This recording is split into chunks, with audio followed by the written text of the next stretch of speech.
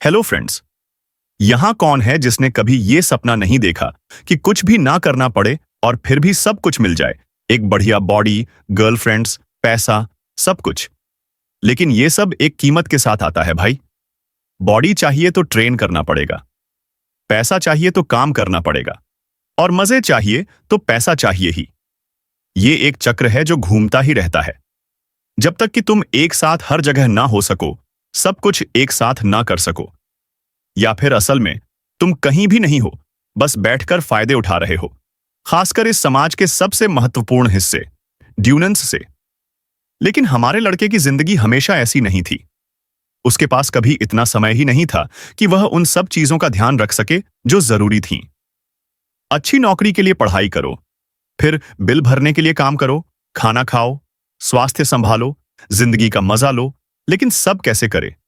खासकर जब वो एक गेमर है जिसे LOL खेलना पसंद है, घूमना पसंद है, दोस्तों के साथ टाइम बिताना चाहता है, और हां, थोड़ी सी एक्शन भी चाहिए होती है। लेकिन यह सब आसान नहीं है, क्योंकि अभी वो यह गोल मटोल सा लड़का है कॉलेज के दूसरे साल में। उसका नाम है जॉन। अभी वो एक प्रेजेंटेशन में बैठा है जहां रैंक हंटर अवेकेंड प्रोग्राम के 10वें एपिसोड में सबका स्वागत कर रहा है। इस दुनिया में जो भी माना के संपर्क में आता है उसे जबरदस्ती अवेकन किया जा सकता है, और इस प्रोग्राम में लोगों की छुपी हुई टैलेंट को बाहर निकाला जाता है, बिल्कुल सोलो लेवलिंग की तरह।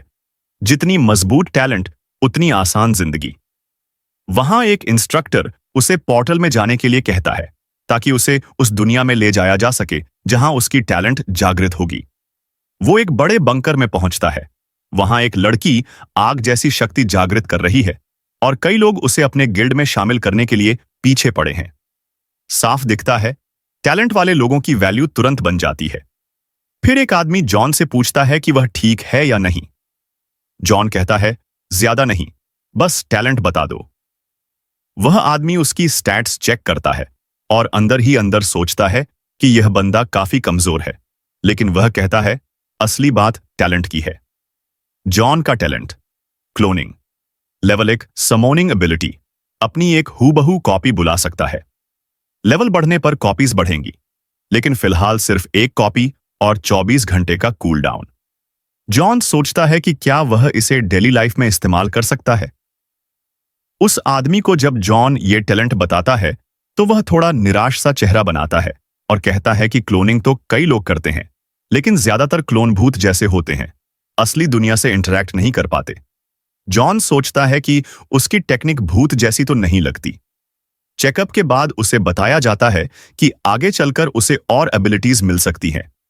वह अपने अपार्टमेंट लौट आता है। वह गेम्स में मैक्रो प्रोग्राम्स चलाकर आइटम्स बेचकर पैसा कमाता है, लेकिन अब वो गेम्स मर रहे हैं तो उसे नए प्रोग्राम्स बनाने पड़ेंगे। तभी वह सोचता है, चलो इस टैलेंट का इस्तेमाल करके देखते हैं। वह ध्यान लगाता है, ऑरा बनती है, और उसका क्लोन उसके शरीर से बाहर निकलता है, हूबहू वही, बस नग्न। जॉन क्लोन से बात करता है और उसे टच करता है। क्लोन बिल्कुल असली जैसा है। जॉन सोचता है और क्लोन बिना बोले कमांड्स मानता है, स्क्वाट, स्टैंड, सब कुछ। वह क्लोन को कसरत कराता है। क्लोन पसीने में भीग जाता है।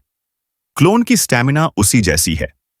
तभी उसके स्टैट्स में स्टैमिना 0.001 बढ़ जाती है, बिना उसके कुछ किए।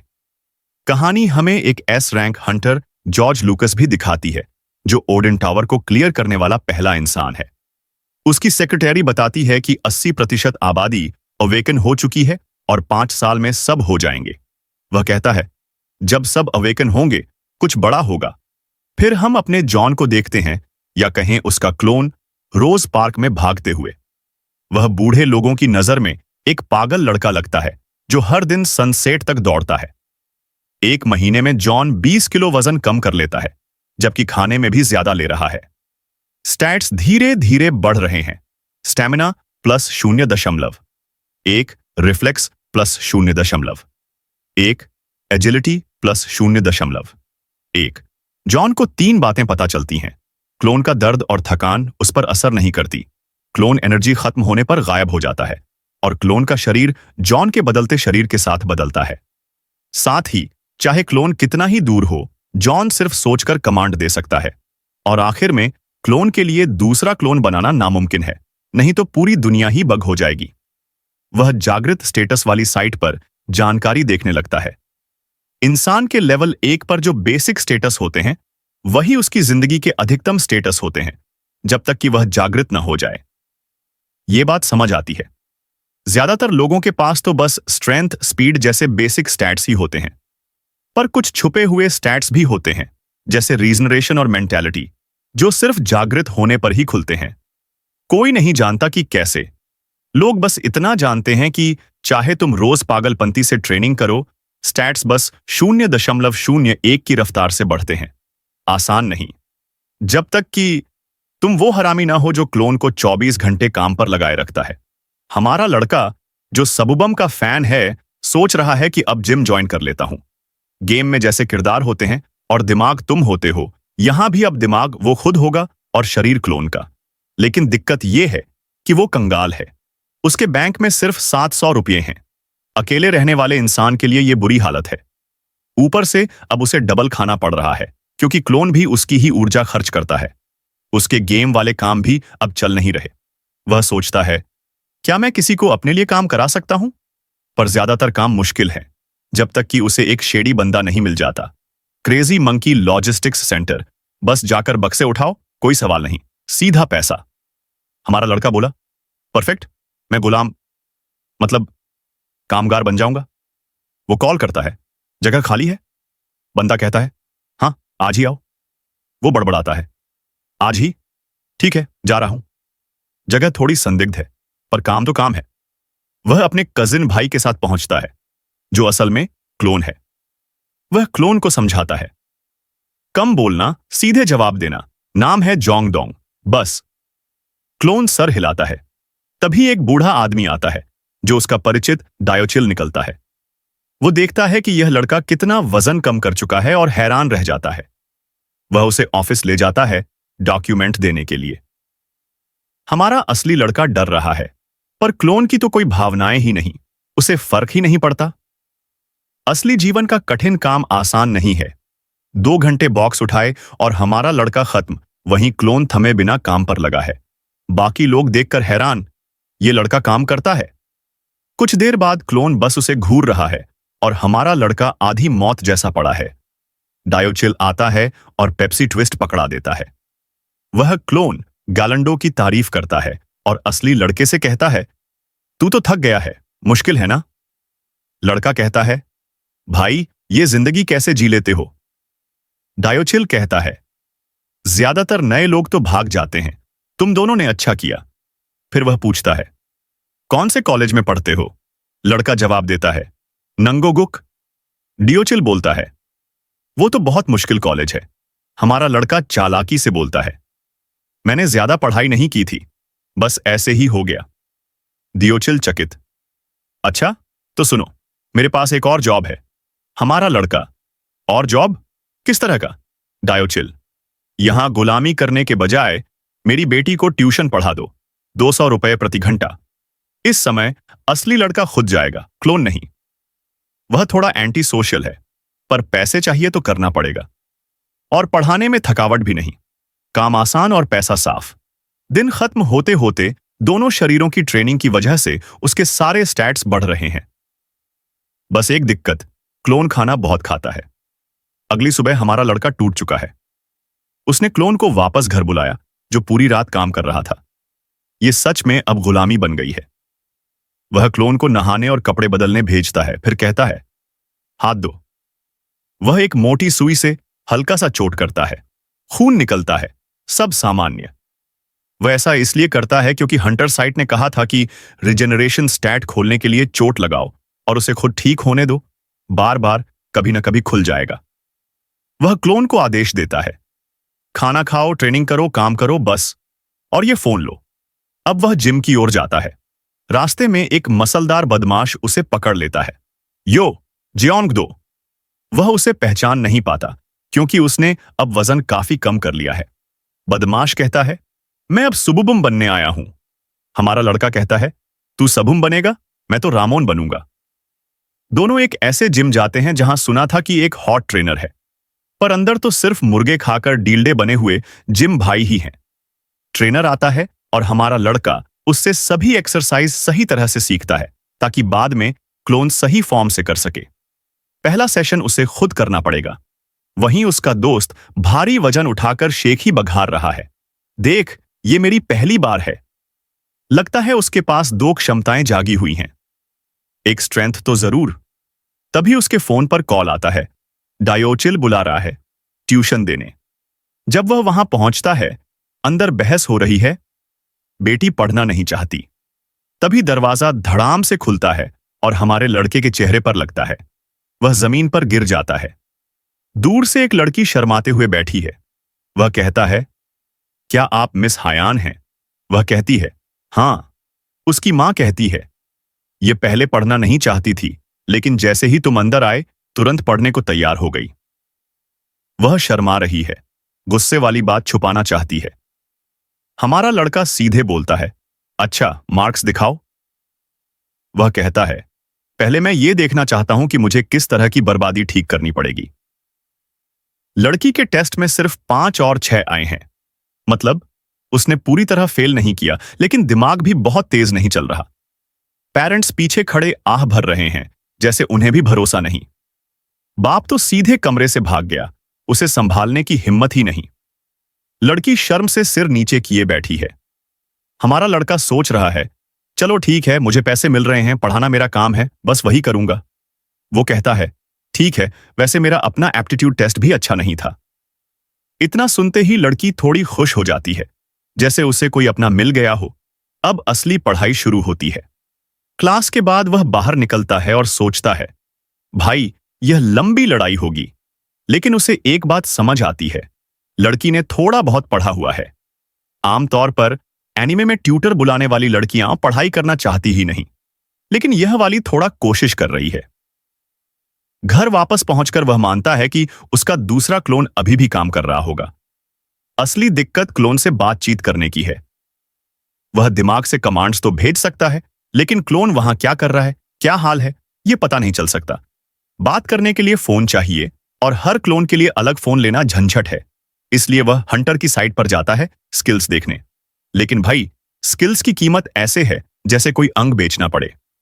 एक स्किल है जिससे वह अपने समन की सेंसेस शेयर कर सकता है, मतलब उसकी आंखों से देख सकता है, लेकिन उसकी कीमत 100 मिलियन है।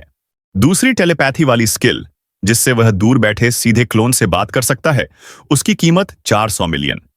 वह सोचता है, भाई घर तो सस्ता मिल जाएगा इससे। हंटर्स कितने पैसे कमाते हैं कि ये सब खरीद लेते हैं, और उसकी खुद की जेब में सिर्फ 500 बचे हैं। वह बिस्तर पर गिर जाता है और सोचता है, क्या मुझे हंटर बन जाना चाहिए? न्यूज में हर जगह हंटर ही अमीर हैं, बंगलो ले रहे हैं, विदेश घूम रहे हैं। वह उठ बैठता है, नहीं, मैं अपने क्लोन्स को ऐसे मजदूरी नहीं करवाऊंगा, हंटर बनते हैं।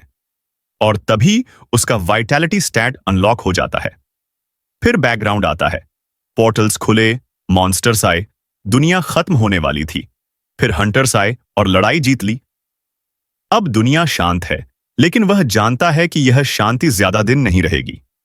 वह हंटर एसोसिएशन पहुंचता है। कम नींद में भी उसका शरीर अब ठीक चल रहा है। एसोसिएशन के अंदर तलवार वाले, बंदूक वाले, एक्सप्लोरर टाइप हर तरह के लोग घूम रहे हैं। एक लड़की आकर कहती है, टेस्ट बेसमेंट लेवल 1 में है। अंदर जाते ही सब उसे घूरते हैं, कोई मुस्कुरा नहीं रहा। फिर एक भारी कद का प्रसिद्ध हंटर आता है और टेस्ट समझाता है, एक लिखित टेस्ट और एक प्रैक्टिकल टेस्ट। चीटिंग पकड़ी गई तो खत्म। टेस्ट वाइब पूरी तरह हंटर एक्स हंटर वाली। अगले चैप्टर में एक एजेंसी वाला आदमी आता है जिसके यहां हालात अच्छे नहीं चल रहे। वहीं हमारा लड़का अपना रिजल्ट लेता है, रैंक F। उसे बुरा नहीं लगता, वो खुश है कि कम से कम लाइसेंस तो मिल गया। लिखित आसान था और प्रैक्टिकल में पिस्टल से टारगेट मारना था। बस उसे यह अजीब लगता है कि इतने डेंजरस काम के लिए टेस्ट इतना आसान क्यों था। उसे लगता है सरकार चाहती है कि ज्यादा से ज्यादा लोग हंटर बने। बाहर एजेंसी वाले शिकारियों की तरह खड़े हैं। अरे भाई, रैंक क्या है, हमारे साथ काम करोगे? लेकिन कोई उसके पास नहीं आता। तभी एक आदमी आता है और कहता है, कंग्रेट्स, और कार्ड पकड़ाता है, JM एजेंसी CEO कंग जुमो। वह कहता है, अगर आइटम चाहिए, डंजन चाहिए, एंट्री चाहिए, तो वे थोड़े कमीशन पर हेल्प देंगे। हमारा लड़का आरिगातो गोजाइमासु कहकर कार्ड रख लेता है और तभी क्लोन स्किल लेवल 2 हो जाती है। अब वह एक बार में 2 क्लोन्स समन कर सकता है।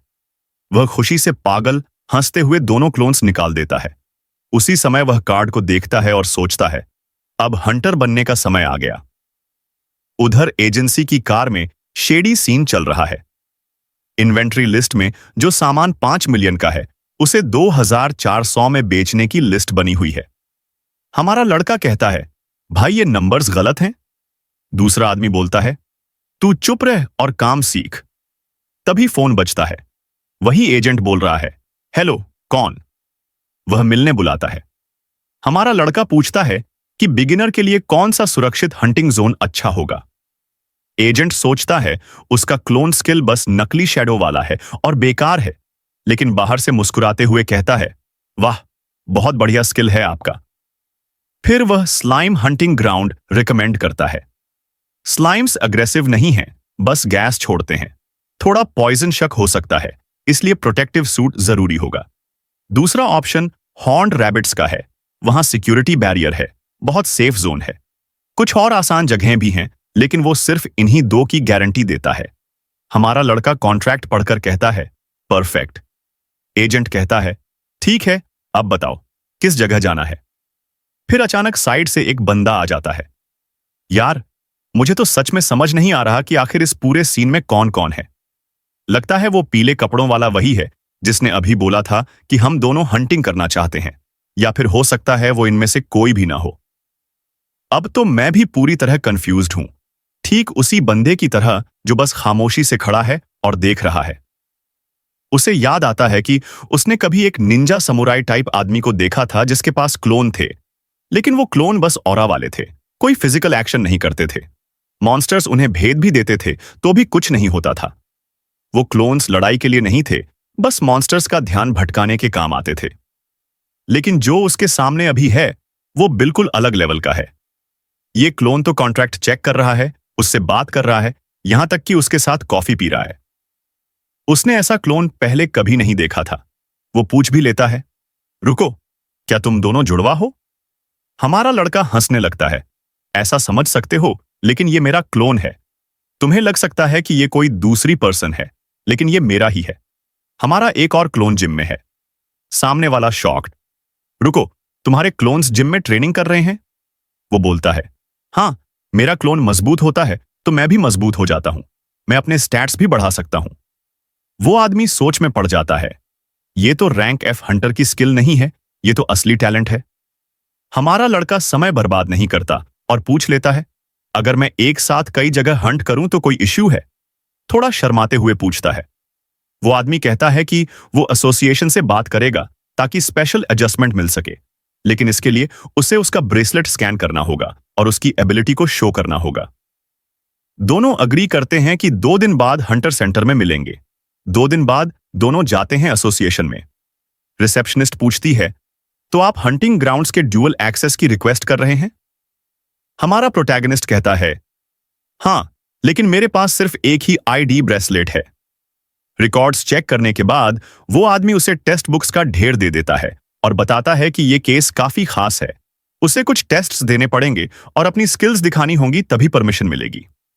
उसने अपने क्लोन्स में से एक को पहले डिसमिस कर दिया था, अब उसे फिर से समन करता है और असेसमेंट वाली महिला के सामने क्लोन समन हो जाता है। हाँ, पूरा नग्न।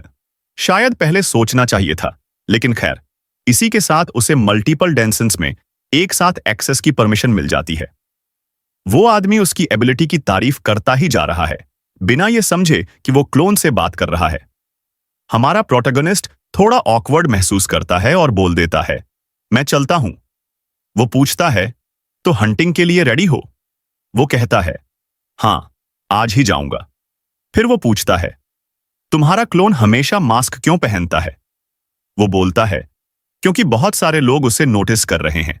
तभी ऊपर से कोई देख रहा होता है। बोलता है, अच्छा, ये तो जून मो है, वही जो हमारे प्रोटैगनिस्ट को हायर करने वाला था।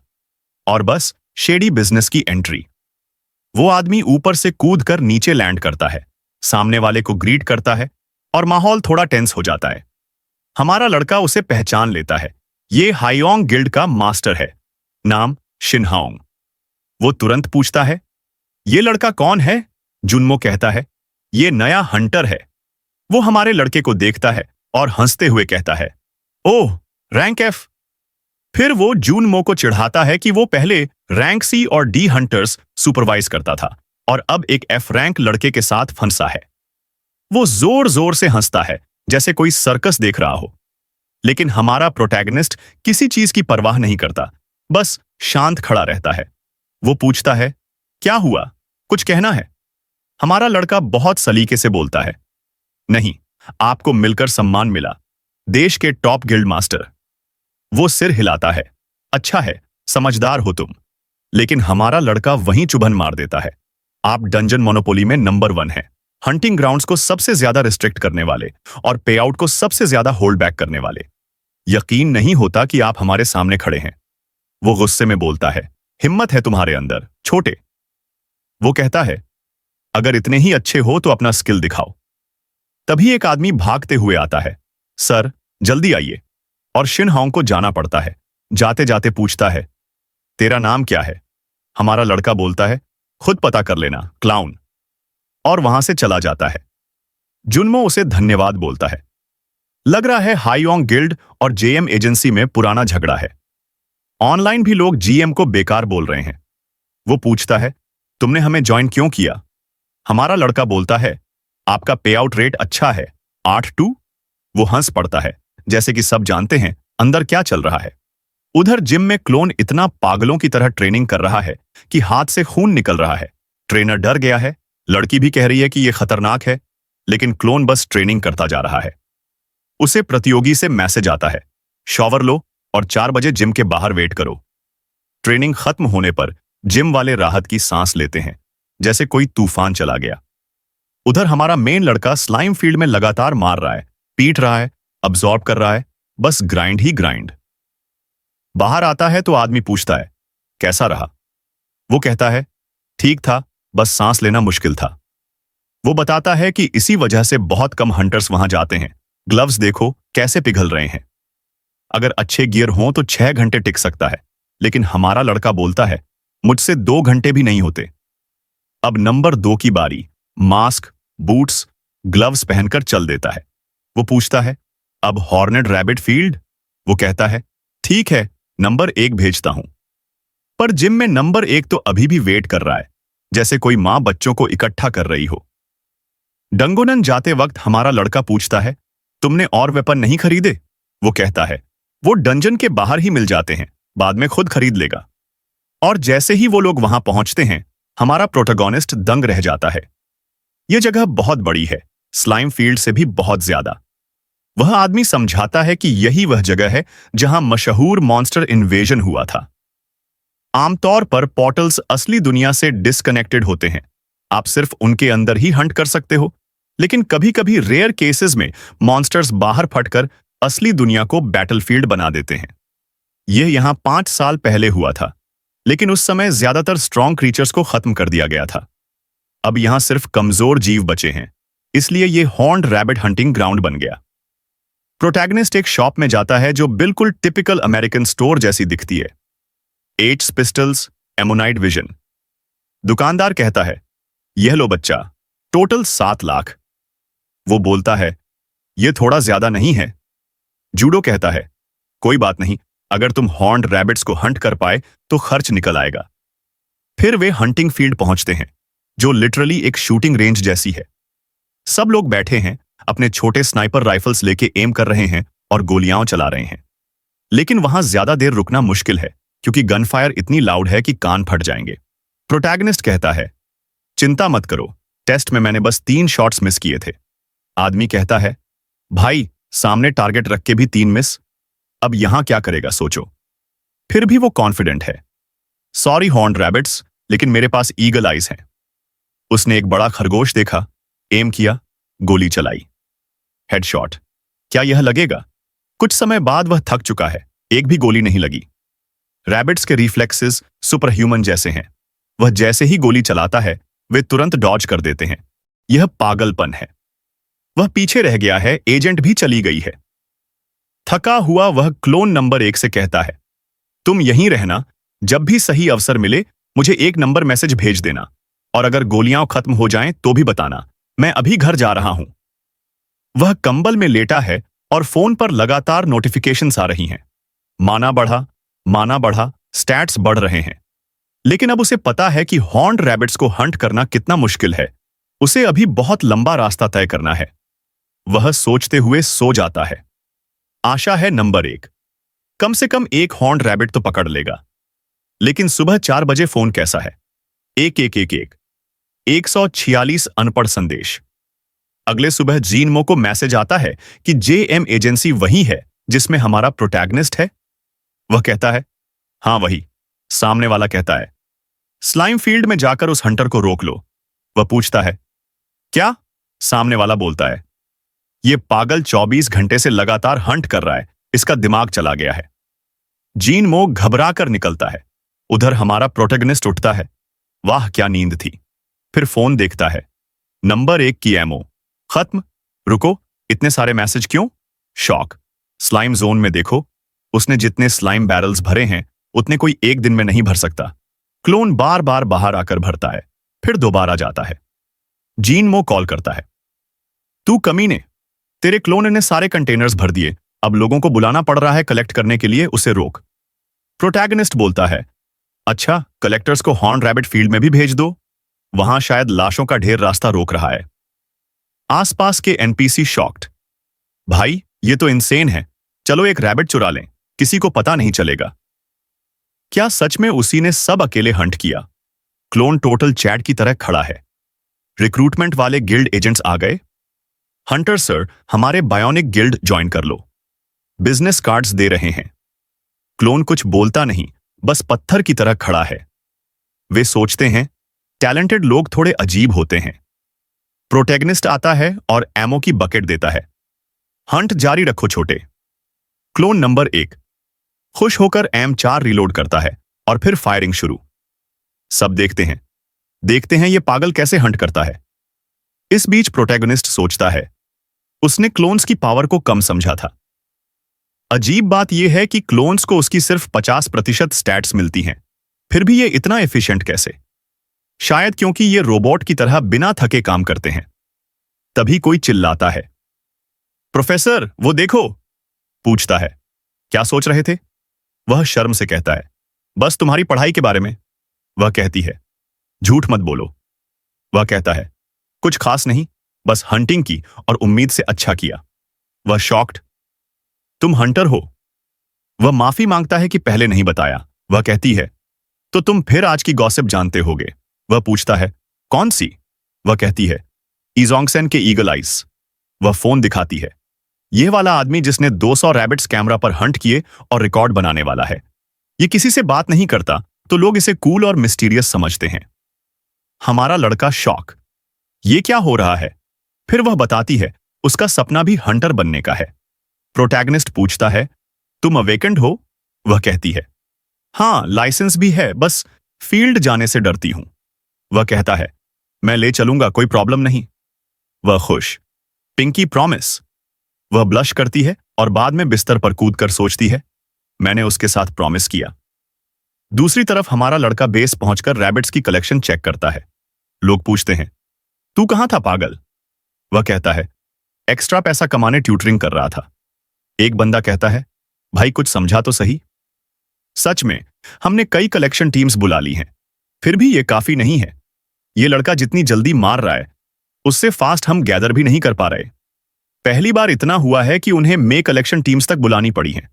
कुल 352 वर्कर्स लगे हैं। अरे भाई तू कितने मार रहा है, ये क्या हो रहा है? एक आदमी पूछता है, क्या तूने पेमेंट चेक किया जो मैंने भेजा? वह बोलता है, ओह तूने भेजा, देखता हूं। रुक, ये क्या? 32 मिलियन, यानी लगभग 1,20,000 रुपए। बस अब तो वह रिच हो गया, अब रोना खत्म। वह पूछता है, क्या मुझे इतना मिलना था? आदमी कहता है, हां तूने इतना जबरदस्त हंट किया कि उन्होंने एक्स्ट्रा तक दे दिया। लड़के की आंखें भर आती हैं, लेकिन उसे याद आता है कि इसके पीछे कुछ शेडी चीजें भी चल रही होंगी। तभी एक लाउड माउथ आता है, अरे रुक जरा, शांत रह, बकवास बंद कर। एक गंजा आदमी जिसकी नसें बाहर फूली हुई हैं चिल्लाता है, तू इस कमीने का मैनेजर है? मैनेजर पूछता है, तू कौन? कार्वो? वह कहता है, ये हंटर मेरा शिकार चुरा गया। जितने रैबिट्स पर मैं निशाना लगा रहा था, ये बंदा सब ले गया। तो अब इसने मेरा हंट बर्बाद किया है और इसे कीमत चुकानी पड़ेगी। मैनेजर थोड़ा टेंस हो जाता है और प्रोटैगनिस्ट से कहता है, यह प्रॉब्लम बन सकती है। प्रोटैगनिस्ट को उम्मीद नहीं थी ऐसा होगा। कार्वो घूरते हुए कहता है, मेरे प्रिंसिपल्स हैं, जो भी कमाया है उसका 10% दे दो। प्रोटैगनिस्ट हंस देता है। कार्वो भड़क जाता है, लेकिन मैनेजर कहता है, यह कुछ दिन हंट नहीं करेगा, इसलिए शांत रह। वे कॉफी पर जाने वाले होते हैं, लेकिन कार्वो मानता नहीं। वह आगे बढ़कर क्लोन नंबर 1 को मुक्का मार देता है। मुक्का सीधे चेहरे पर लगता है। क्लोन दीवार से टकराकर खून बहाते हुए गिर जाता है। वह आदमी कहता है, यार मैंने इतना जोर से तो मारा भी नहीं। प्रोटैगनिस्ट शॉक में, यह क्या? वह फोन निकालकर रिकॉर्ड करने लगता है। ओह भाई, क्या गंदा स्टेप है। हंटिंग ग्राउंड में वायलेंस। अब वह गंजा डर गया, चारों तरफ देखता है। प्रोटैगनिस्ट स्मग होकर कहता है, अगर यह वीडियो ऑनलाइन चली गई तो तेरी हंटर जिंदगी खत्म। गंजा दांत पीसकर भाग जाता है। कैफे में मैनेजर बताता है कि वह आदमी शायद हाई गिल्ड से था। प्रोटैगनिस्ट हैरान, मोटा आदमी उसी गिल्ड से? मैनेजर कहता है, बड़ा गिल्ड है, हर तरह के लोग होते हैं। वह बताता है कि जैसे ही वह आया उसने उसे घूरा, मतलब वह उसी गिल्ड का था जिसका जीएम एजेंसी से झगड़ा है। इसलिए हर बार जब जीएम एजेंसी किसी को रिक्रूट करती है, हायोंग गुइड सबोटेज करता है। मैनेजर चेतावनी देता है कि आगे भी दिक्कत आ सकती है। प्रोटैगनिस्ट कहता है, मैं पीछे हटने वाला नहीं हूं। मैनेजर पसीना पोंछते हुए भी कुछ छुपा रहा है। तभी प्रोटैगनिस्ट कहता है कि उसके पास बहुत जल्दी बहुत स्ट्रांग बनने का प्लान है और वह समझाता भी है, लेकिन वह कमीना यह बात हमें नहीं बताता। मैनेजर सुनकर कहता है, भाई ये तो कमाल है, चलो कल 2 बजे हंटर मार्केट में मिलते हैं। अब हमारा लड़का अपनी पहली सैलरी लेकर हंटर मार्केट जाता है। यह जगह हंटर इरा की शुरुआत से है, लेकिन एक बड़े डिपार्टमेंट स्टोर ने इंडस्ट्री पकड़ ली, क्योंकि यहां हंटर को सब कुछ मिल जाता है। Protagonist armour, Ninja samurai look और एक शार्प ट्रमल्टीना ब्लेड लेता है और 2 और ऑर्डर करता है। मैनेजर पूछता है, तू फेमिलियर टाइप स्किल चाहता था? प्रोटैगनिस्ट हां कहता है, लेकिन अनश्योर है मिला या नहीं। वे हेरिटेज नाम की शॉप में जाते हैं जहां ग्लोविंग ऑर्ब्स हैं। एक फेमिलियर स्किल है जो हंटर को समन्ड क्रीचर्स और पेट्स के सेंसेस शेयर करने देता है, लेकिन प्राइस 1,29,000 है। उसके पास इतना नहीं। प्रोटैगनिस्ट मैनेजर की ओर देखता है। अगर पार्टनरशिप डीपन करें तो दोनों का फायदा है, राइट? मैनेजर समझ जाता है, तू आगे बढ़ना चाहता है। वह कहता है कि वह कोशिश करेगा और 50 मिलियन तक लोन देने की कोशिश करेगा। प्रोटैगनिस्ट कहता है, 12 मासिक किस्तों, कोई ब्याज ना हो, धन्यवाद। मैनेजर कहता है, चिंता मत कर, प्लान सही चला तो तू सब वापस कमा लेगा। घर पर वह ऑर्ब एक्टिवेट करना सीखता है। बिना माना के बस ऑर्ब को छूकर एक्टिवेट करना होता है। वह बटन दबाता है, ऑन ऑर्ब चमकता है, फटता है और फेमिलियर स्किल बन जाती है। अब टेस्ट का समय। नंबर 1, नंबर 2, इधर आओ। दोनों क्लोन्स आते हैं, बॉडीगार्ड्स जैसे। फ्लैशबैक, मैनेजर से बातचीत। मैनेजर कहता है, तेरा हंट इंसेन था। प्रोटैगनिस्ट कहता है, क्लोन के पास मेरी आधी स्टैट्स हैं, फिर भी उसने 300 रैबिट्स गिरा दिए, जबकि मैं एक भी नहीं मार पाया। और बताता है कि जब क्लोन पर पंच आने वाला था, उसने क्लोन को जानबूझकर उड़ने को कहा था ताकि ड्रामा लगे। मैनेजर शॉक, तो क्लोन इंसान से ज्यादा कंट्रोल कर सकता है?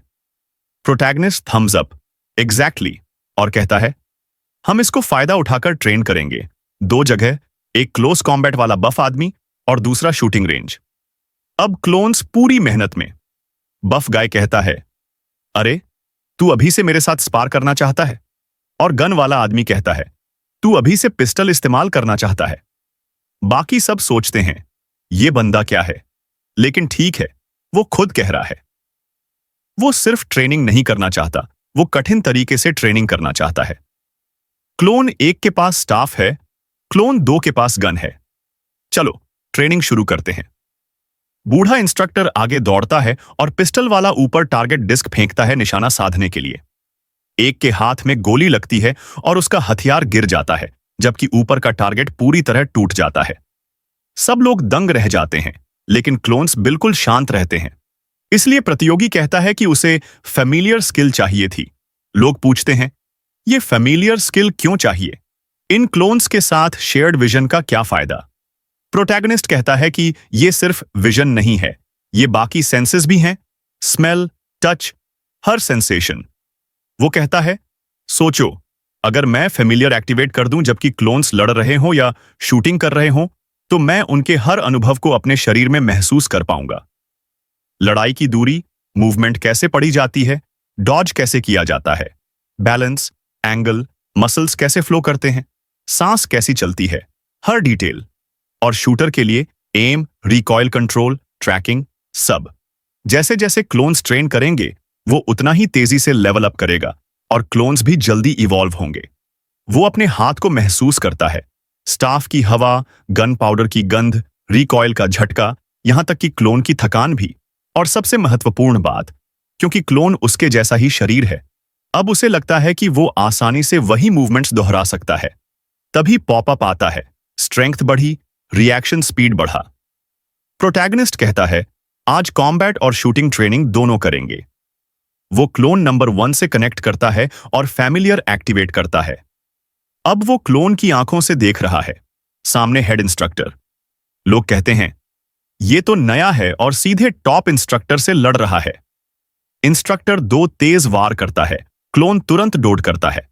प्रोटोगनिस्ट नोटिस करता है कि इंस्ट्रक्टर क्लोन की मूवमेंट्स पढ़ रहा है। क्लोन अचानक साइड अटैक करता है और इंस्ट्रक्टर चौंक जाता है। इंस्ट्रक्टर समझ जाता है कि क्लोन ने वही मूव कॉपी कर लिया। इंस्ट्रक्टर वॉर करता है, मिस होता है और क्लोन उसके कंधे पर सीधा हमला करता है। इंस्ट्रक्टर गिरता है, क्लोन उसे खत्म करने जाता है, लेकिन इंस्ट्रक्टर अचानक पीछे घूमकर निंजा मूव में क्लोन का हथियार गिरा देता है। प्रोटैगनिस्ट महसूस करता है कि चोट की पेन क्लोन के साथ साथ उसे भी महसूस हो रही है। इंस्ट्रक्टर कहता है, खतरनाक था, जारी रखना है। प्रोटैगनिस्ट पूछता है, नंबर 1 ठीक हो? क्लोन तुरंत इंस्ट्रक्टर का वही मूव कॉपी कर देता है और इंस्ट्रक्टर मुस्कुराता है। लड़ाई फिर शुरू होती है। प्रोटैगनिस्ट अब क्लोन नंबर 2 पर स्विच करता है, शूटिंग प्रैक्टिस देखने के लिए। एक आदमी कहता है, देखा,